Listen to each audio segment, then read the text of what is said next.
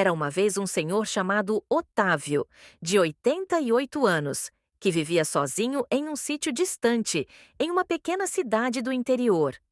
Após a morte de sua esposa, Helena, ele permaneceu ali, dedicado a cuidar dos filhos e do lugar que ambos haviam construído com tanto carinho e suor. Sua vida havia sido marcada por uma dedicação intensa à família. Ele trabalhou muito para oferecer o melhor para os filhos e garantir o sustento de todos. Contudo, as lembranças da juventude dos filhos o assombravam como uma sombra dolorosa, uma sombra que, com o tempo, se transformou em uma distância fria. Otávio teve 7 filhos: Júlio, Marco, Lucas, Sandra, Elisa, João e Teresa. Cada um deles havia seguido seu próprio caminho na vida, construindo carreiras e famílias longe do sítio onde cresceram. Mas não havia harmonia entre eles e o pai. Na verdade, os filhos tinham, com o tempo, desenvolvido uma aversão tão intensa que Otávio sequer era bem-vindo em suas casas. Mesmo em datas especiais, como Natal e aniversários, as portas permaneciam fechadas para ele.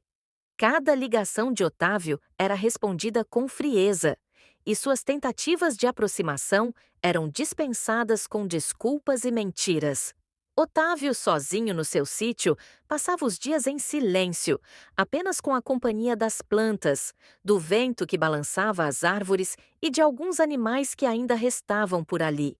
Cada canto da casa guardava a lembrança da presença dos filhos, mas também carregava a marca dos conflitos que os distanciaram.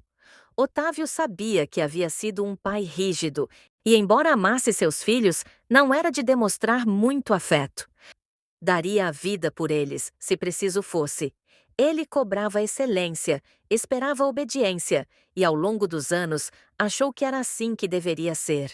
Acreditava que essa era sua maneira de garantir que os filhos tivessem caráter e responsabilidade, assim como seu próprio pai havia feito com ele. No ambiente familiar existia respeito e harmonia. Porém, Otávio não aceitou a ideia de quando Júlio quis seguir carreira de músico, nem quando Teresa decidiu casar-se com um homem de outra cidade e foi embora.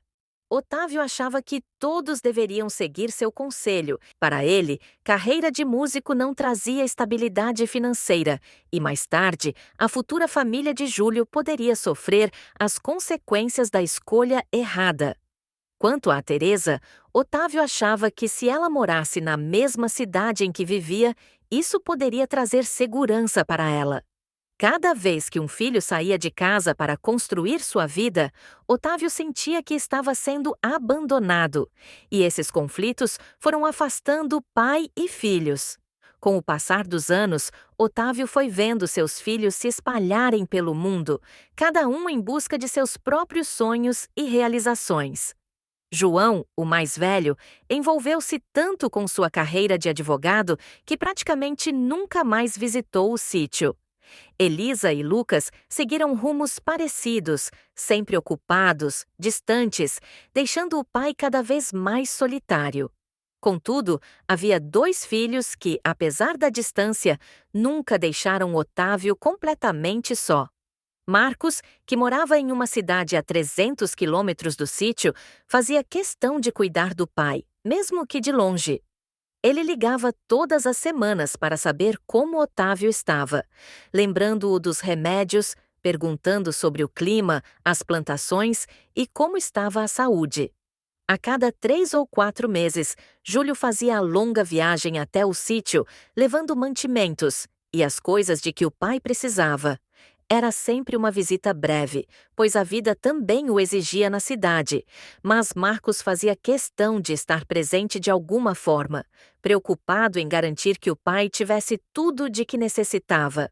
Sandra, por sua vez, havia se mudado para outro país anos atrás, em busca de uma oportunidade de trabalho, mas encontrou o amor de sua vida por lá.